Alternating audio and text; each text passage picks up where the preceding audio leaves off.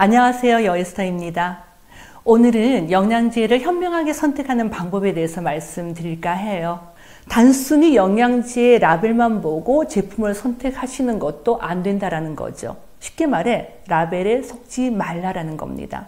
왜냐하면 어떤 두 개의 제품을 봤는데 비타민의 종류도 똑같아요. 그리고 함량도 똑같아요. 그러면 이 A라는 제품과 B라는 제품이 같은 영양제일까요? 그렇지 않습니다. 어쩌면 전혀 다른 영양제일 수도 있다라는 거죠. 저는 여러 가지 영양제를 여러 회사의 제조 의뢰를 많이 맡기는데요. 제가 어떤 제조 회사의 영양제를 만들게 맡길 때 항상 제가 보는 첫 번째가 있습니다. 자, 영양제를 고르는 제 기준 첫 번째가 똑같은데요. 그 오너의 CEO의 철학과 마인드를 보라라는 거죠. 예를 들면 내가 운영하는, 내가 경영하는 회사의 순이익을 높이기 위해서는 당연하죠. 값싼 원료를 이용을 하는 게 가장 좋겠죠. 그리고 적은 비용을 들여서 더 많은 개수의 영양제를 만들면 좋겠죠. 그런데 예를 들면 내가 토마토 케첩을 만드는 회사의 주인인데 이 토마토 케첩의 원료를 값싸게 하기 위해서 어디 가면 값싼 토마토 구할 수 있을까요? 유기농으로 재배한 토마토 비싸거든요. 어디가 제일 쌀 것 같으세요? 예를 들면 원전 사고가 있었던 곳의 주위에서 나오는 채소는 엄청 싸겠죠. 여러분들 기억하실지 모르지만 굉장히 오래된 그 체르노빌 원전 사고가 있었을 때 그 주위에 있는 값싼 채소를 가지고 여러 가지 식품을 만들었던 그런 부도덕한 회사도 있었다는 거죠. 그래서 저는 어떤 영양제를 선택을 하거나 아니면 제가 어떤 제조회사에 맡길 때 그 회사의 오너의 마인드를 항상 봅니다. 그러니까 전통, 역사, 철학이 있고 그리고 제법 브랜드가 좀 큰 회사를 선택하는 것이 현명하지 않을까 싶어요. 예를 들면 오메가3도 굉장히 이 제조 공정에 따라서 효과가 완전히 달라지는데 여러분들 제가 꼭 어디라고 얘기는 하지 않겠지만 어디에 가면은 몇 배가량의 오메가3가 한 1, 2만 원에 구입을 할 수 있는 게 있잖아요. 생선에서 오메가를 추출할 때 오메가를 엄청 많이 만들면 어떻게 하면 될까요? 생선을 막 지글지글 고온에 끓이면 기름이 쫙 빠져서 엄청 많은 양의 오메가를 만들 수 있잖아요. 만약에 내가 저온으로 추출하고 굉장히 깨끗한 공정 과정을 거치려면 실제로 마지막에 나오는 오메가의 양은 그렇게 많지 않다라는 거죠. 그래서 영양제를 선택하실 때는 단순히 라벨만 비교하는 게 아니라 그 회사의 오너가 가진 마인드, CEO의 마인드를 보시는 게 굉장히 중요할 것 같아요. 자, 두 번째 영양제를 선택하는 기준은요. 사람을 대상으로 한 임상 연구 논문이 있는지를 확인하는 것이 좋습니다.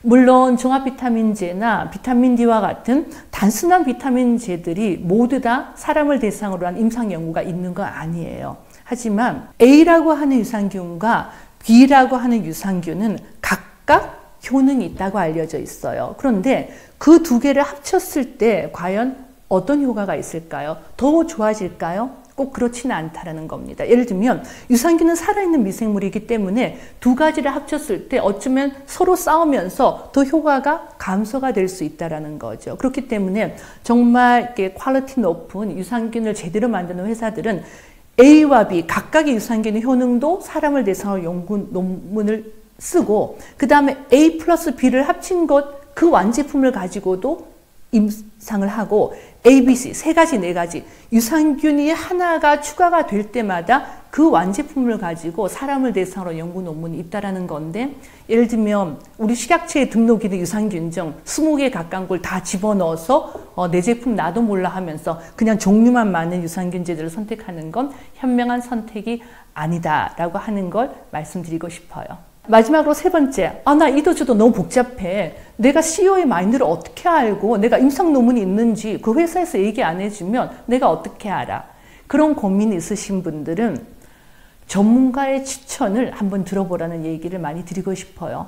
아직 우리나라는 약사분들은 굉장히 영양제에서 많이 알지만 의사 선생님들은 사실 한국에 계신 분들이 영양제에 대해서 많이 아는 편은 아니에요. 하지만 미국이나 유럽이나 호주 같은 경우에는 의사나 약사 혹은 의사나 약사가 아니어도 그 헬스 프랙티셔너라 그래서 헬스 프로페셔널 어떤 건강에 있어서 전문가들이 컨센서스, 어떤 동의를 하고 어떤 잡지에서 평가를 하고, 그러니까 의학 잡지 아니면 영양 잡지에서 평가를 하는 그런 기준들이 있습니다. 예를 들면 미국 같은 경우에는 그 뉴트리션 비즈니스 저널이라 그래서 그 굉장히 영양에 대해서 많은 전문가들이 모여서 이 제품은 100점 만점 몇 점, 이 제품은 100점 만점 몇 점. 예를 들면 종합비타민제 같은 경우도 100점 만점에 0점짜리부터 95점, 96점짜리가 있거든요.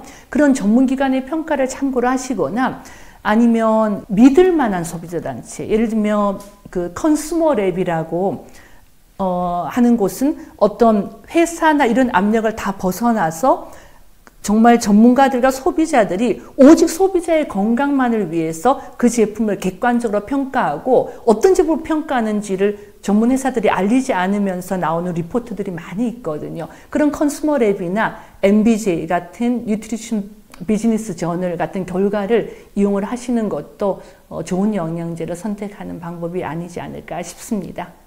자, 오늘 에스더 팁은 홍익걸 씨, 저희 남편이요, 이렇게 해야 된다고 얘기를 해서 남편이 원하는 대로 했는데 이거 제 스타일은 아니거든요. 저는 다음 에스더 팁부터는요, 디테일이 있는 쫀쫀한 프랙티컬한 실제로 도움이 되는 내용을 많이 알려드리도록 하겠어요. 오늘은 에스더 팁이지만 홍익걸 박사님 스타일로 한번 해봤습니다. 영태 PD 마음에 안 들죠? 괜찮아요.